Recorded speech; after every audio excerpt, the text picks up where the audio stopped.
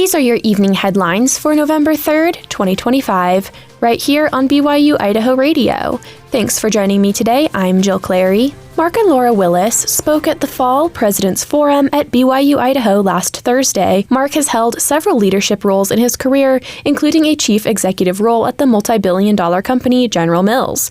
Laura is an accomplished author who has some of her works published in editions of The Friend magazine. In an interview with BYU-Idaho Radio, they highlighted how they've remained on the gospel path despite having many responsibilities, both in their respective careers and within the Church of Jesus Christ of Latter-day Saints. Well, it was a lot of stress.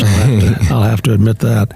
But you have a promise that if you keep the commandments and do all you can to live close to the Savior, He will help you.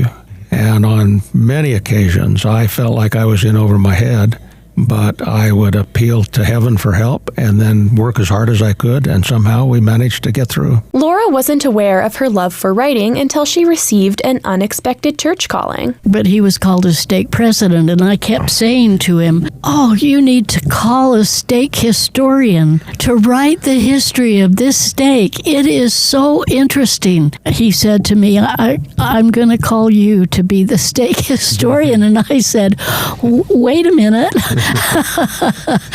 I didn't mean that you should call me, but he did, and it was the beginning. In Laura's talk titled A Story of Light, she shared how she was inspired by a farming family getting electric lights on their farm for the first time in the 1940s. I just thrilled with their reaction of the family to this opportunity to get electric lights and what more light meant in their lives. And I saw immediately a connection to the gospel. For Mark, his talk is titled, Better Questions Lead to Better Answers, and he concluded his message in a profound way. I'm going to conclude my talk today by saying the most important question any of us ask is, who am I? And for me, the answer to that is,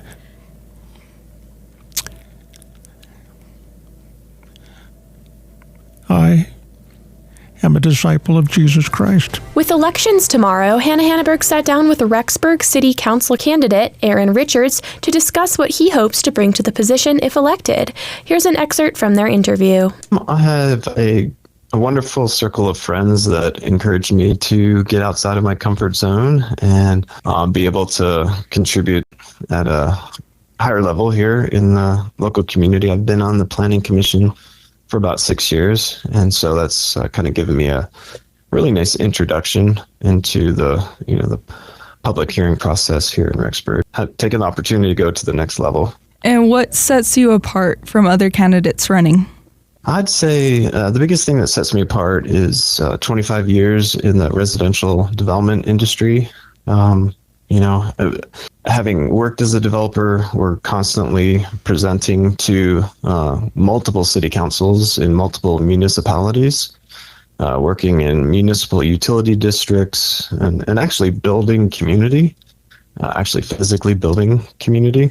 So, having that kind of background, it's a very comfortable space to be working with ordinances and public hearings and understanding different ideas, having worked with so many municipalities, to be able to take the best of what I've experienced from other cities, other towns, and see for opportunities to implement them here in Rexburg. The polls for the municipal election will be open from 8 a.m. to 8 p.m. This year, 3 city council seats are up for election with 8 candidates on the ballot.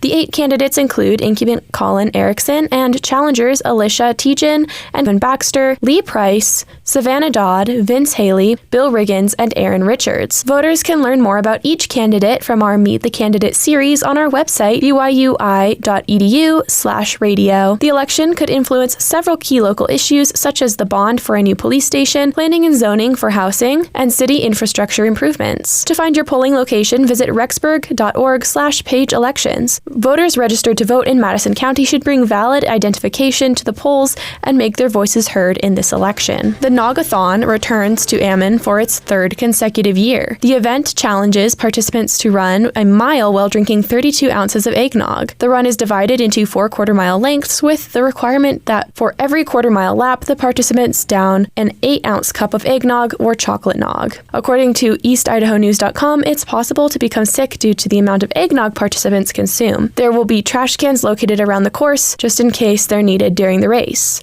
The race is designed to be a fun one and not necessarily a competitive one. The city encourages participants to dress up in costume for the event. Last year, there were 250 participants in the race, and numbers are expected to be similar this year. Reed's Dairy is supplying the eggnog for the race.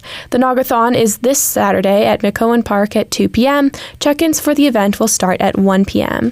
For more information on the race or to register, go online to ammonrec.activityreg.com. These have been your BYU-Idaho Radio Evening Headlines for November 3rd, 2025. Thanks for tuning in. More news, interviews, and great content are available on our podcast feed. Search for BYU-Idaho Radio on your favorite podcast apps. We're on YouTube, Spotify, Apple Music, and more. For BYU-Idaho Radio, I'm Jill Clary.